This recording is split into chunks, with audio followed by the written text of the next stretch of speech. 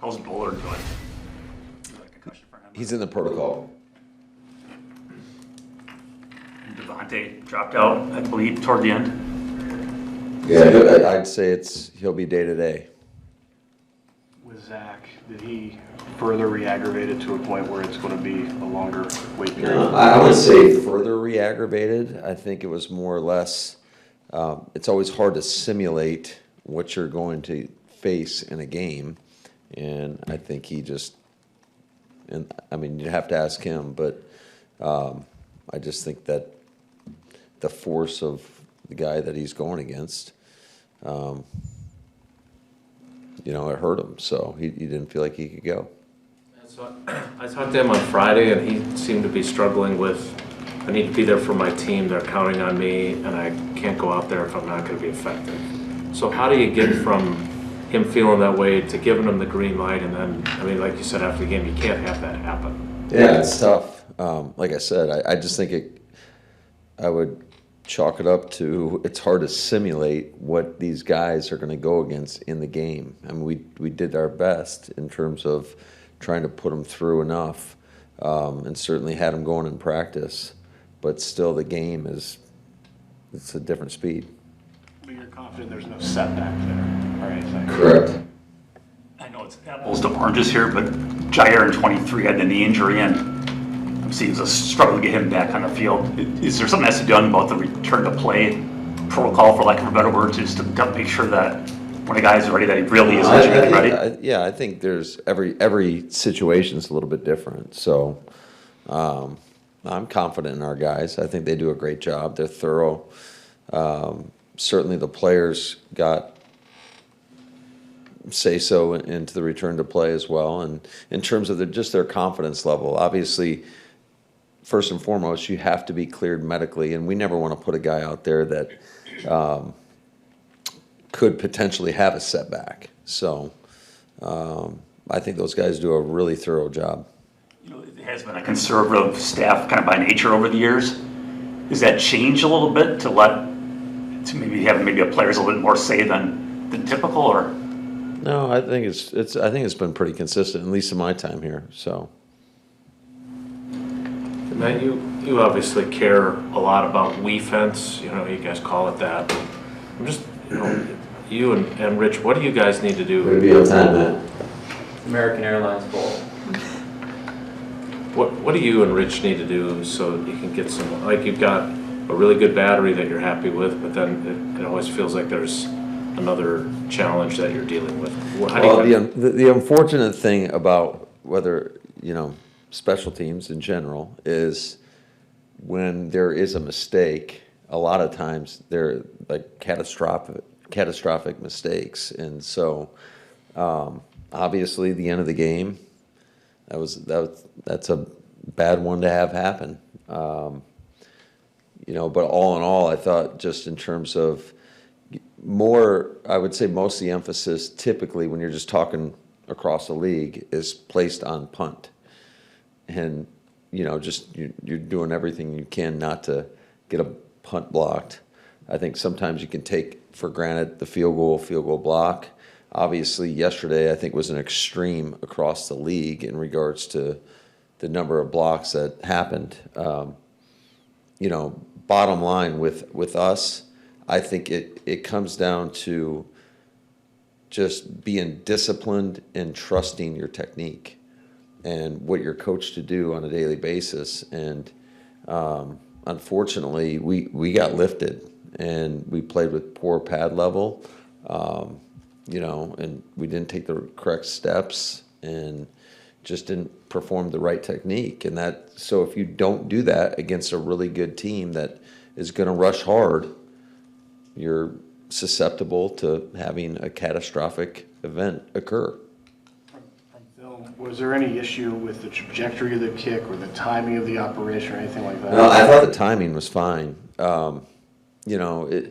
Who knows with the trajectory? There was so much push, and we also didn't do a great job on the edge. Ward came through, and I couldn't tell if he got a hand on it. We think he may have nicked it, but all in all, it wasn't good enough. Hey Matt, with Jordan Morgan, I know you guys pride yourselves on Zach Tom and Elton being able to do a lot of different things. He's made it pretty clear he feels most comfortable at left tackle. Do you think you're spreading them too thin, or how do you Yeah, I think there's some merit to that for sure.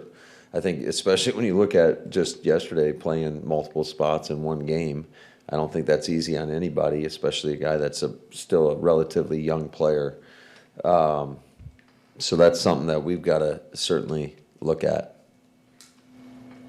When everyone's trying to take away Josh, how do you get the run game going? There's such a big basis of everything offensively. Yeah, if they're going to load the box on you, you got to be able to throw the football to try to loosen them up. So obviously you tried that yesterday. So what's obviously the protection gets nice. So now that you've had some time to sleep on it, what's the alternative? Yeah, you got to try different things. I mean, whether it's if you're having a hard time holding up in protection, you got to do things to move the pocket. You got to throw screens. You got to do whatever you got to do if you can't hold up. And typically, like when you call a quick game or whatever, you're not anticipating getting hit or let alone give up a sack, and that happened, I think, twice yesterday. So we got to be better. You guys have talked about having a fast start in just about every game.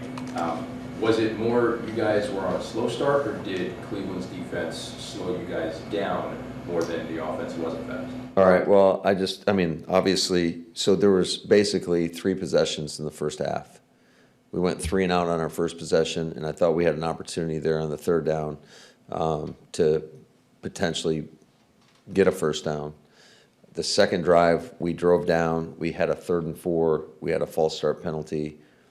So we ended up settling for 3. And then the third drive, we got to the 38-yard line, and then we got bludgeoned by, I think there was 3 penalties. I think there was a sack in that. And so you're not giving yourself an opportunity. I would say from my perspective, at halftime, I think, especially after going and looking at the tape, I thought it felt a lot worse than what it was, but certainly wasn't clean enough. We can't, when you put yourself in a scoring position, you can't take yourself out of it. And that's exactly what happened on the third possession. So, and it was a whole bunch of errors like that can be spread to everybody, myself included. So bottom line, we've got to be more consistent, and we got to take advantage of our opportunities when we do get in a scoring position. You got to make sure you're going forward, not backwards. Matt, are you confident that 5 sacks yesterday is kind of one-off? Jordan just took 14 total all last year. Yeah, there were a couple that, obviously going into the game, there was a huge emphasis on not allowing Myles Garrett to wreck the game in terms of just trying to chip him. And typically when we usually chip and then get out as a check down, where we were spending a lot of time on him, and it did not enable some of our check downs to get out. And I think that was a byproduct. I mean, those other guys feasted, and they had a good day. It's a credit to them. I knew that D-line was pretty good. Probably underestimated them to some level. Like the other guys, obviously Myles, we all know, and he's well respected across the league. But all those other guys, those interior guys, were a problem running their games. They just had a great jump off the ball. And so we've got to look at certain things that we're asking our guys to do. And if we're not having success, then you got to find another avenue as a coach. That's my job, is to put our guys in the best position possible to go out there and compete and have success. And I obviously did not do that. Something to losing a game like this earlier in the season that's like a lesson learned for you guys, and what do you take away, and how do you take that with you throughout the rest of the year? Yeah, I mean, it just goes to show you that if you don't play your best, you're susceptible to getting beat. And I do think I knew it was going to be a tougher game probably than the outside world perceived, just by judging how good I thought their defense was. I mean, I watched them versus Cincinnati and Baltimore, two of, I would say, are pretty well-respected offenses in this league, and they did a pretty damn good job against them. I know the Baltimore game kind of got out of hand late, but I thought it was a stout defense. Jim Schwartz been doing it for a long time at a really high level. I've got a ton of respect for him. And those guys competed. They challenged us, and he did a good job of keeping us off balance. Never really obviously didn't get our run game going at all, and then we were having issues in the pass game as well. And so, I mean, that's a recipe for not very successful offensive football. Yeah. Going back to the sacks, what happened at the end of the third quarter? Yeah, that 100%'s on me. We should not even have snapped the ball in that situation. We should have taken the quarter, gotten our best short yardage play. We got on the ball and basically gave Jordan an option, and he saw man coverage and got to a man beater. I should not have even put him in that situation. And then, the second part of that is like when we do get out of the pocket there, because they got some pretty quick penetration right there, we just got to dirt the ball, throw it away, play field position. Our defense was doing such an outstanding job in that game. You just don't want to give them anything in terms of whether it's field position, and certainly we did not accomplish that offensively in the game. In regards to, that was a sack. It wasn't the end of the world, but then we had a interception return to whatever the 5-yard line, whatever it was, and just gave them an opportunity. So speaking of the interception, two things. One, given how well your defense was playing, was it a tough decision for you to call the pass versus running it? Hindsight's 2020. Right. We're trying to be aggressive and try to thought that was our best opportunity. Obviously, didn't work out that way. Something that you can't take back. All you can do is try to learn from it and try not to make the same mistake again. I understand that you always take the blame for stuff. So once you've decided to make that call, whether you shouldn't have made it or not, you can beat yourself up about it. But what can Jordan do better so it doesn't end catastrophically the way it does? Well, I always think that one thing I always tell our quarterbacks is if we have a bad play, don't make a bad play worse. And, I will say in his defense, the guy did a nice job. Delpit did a nice job. You can see he's in man coverage, and he fell off the route. So he did something that we did not anticipate him doing. So he made a good play. Is that a byproduct of the rush maybe getting to him? Because it seemed like he got rid of it almost automatically really quick. When you might not have a lot of time, does that speed you? Do you feel like he got sped up? Not necessarily. You could. I think there were situations, certainly, but, that was a quick game concept. So it was one of those bang-bang plays. I think it looked like, just by his body language when he was throwing the ball, it looked like he was trying to pull it down, but it was already committed. As far as the decision to throw, don't you have to kind of put the ball in the air there and be aggressive? You're a first down from where? Not necessarily. Not the way our defense was playing, So I definitely don't think you have to do anything. They had one more timeout. If you ran the ball, they're probably going to burn their last time out. Maybe it's a different story. Matt, you're an aggressive guy. I remember the Rams game last year. You tried to end it with a deep shot on the third down. So throwing on the third down, not that surprising. But what are the mechanics like before the communications cut off? Do you give him just the call, or you just throw it away if it's not 100%? What's that look like? Well, it was a timeout, so we talked about the play. The play was the play. The broadcast said that you had a play sheet that had 4 Myles Garrett or without Myles Garrett on the field. Is that a typical thing you should do against top guys, or is that a really rare instance because he's such a good player? Sharing our secrets from those production meetings there, Wallers. I think anytime you have a premier player like that, it's not like a separate play sheet, but you might have a column on your call sheet with 4 or 5 calls where you're trying to push the ball down the field a little bit more, anticipating maybe you'll get a little bit more time. And we got to a couple of those throughout the course of the game. The problem is, one of the times they did a good job and they brought pressure, which I kind of anticipated that, you take a great rusher off the field, they're going to try other avenues to potentially generate pressure. So they had a good call. They didn't get a sack or anything like that. We actually got a 3-yard completion to Tucker, but I would say it was less than a premier look for the play. Now, I understand, it sucks that the game went the way it did yesterday for you, but it's not like you still don't have a really good football team. So I'm just curious, what good does come from this? Like, how do you take this and use it in a way that it actually has value instead of just being pissed that you didn't play well?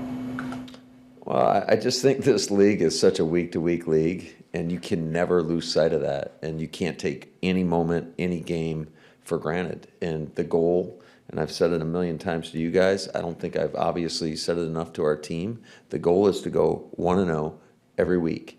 And it pisses me off when we start talking about things outside of the next game, things that are way down the road. Like, keep the focus on the present, on the now, and worry about getting better each and every day. Speaking of, Please, 2 more. speaking of Tucker, what does it say about him to still go out in the game and play just the way he did, and how is he feeling coming off of the game?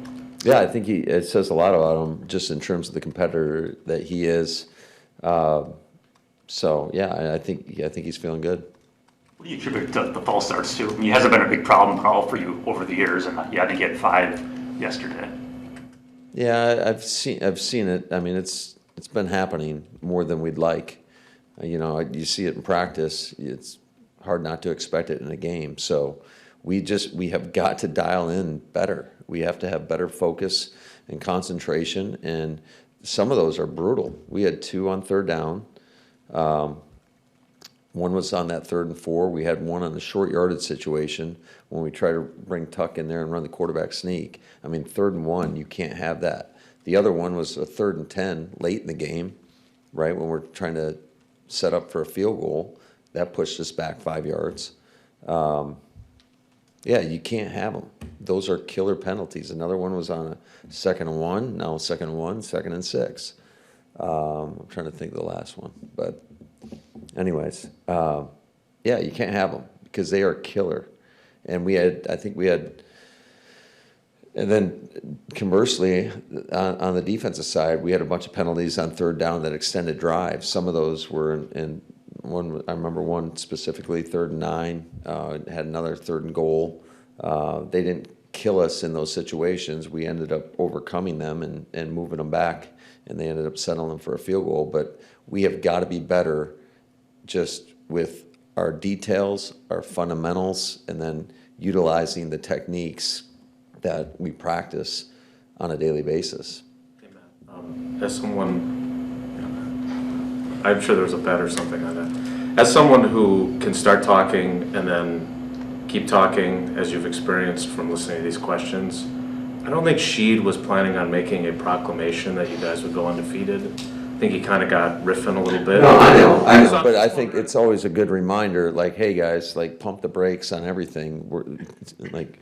We're just trying to win one game at a time, and like, if you're thinking or have your sights set on anything outside of that, I think you're focused on the wrong things. Like, we got to be focused on trying to get better. Obviously today, the focus is on, first of all, being honest about the tape and what the tape says, and then learning from that, and then it's moving on.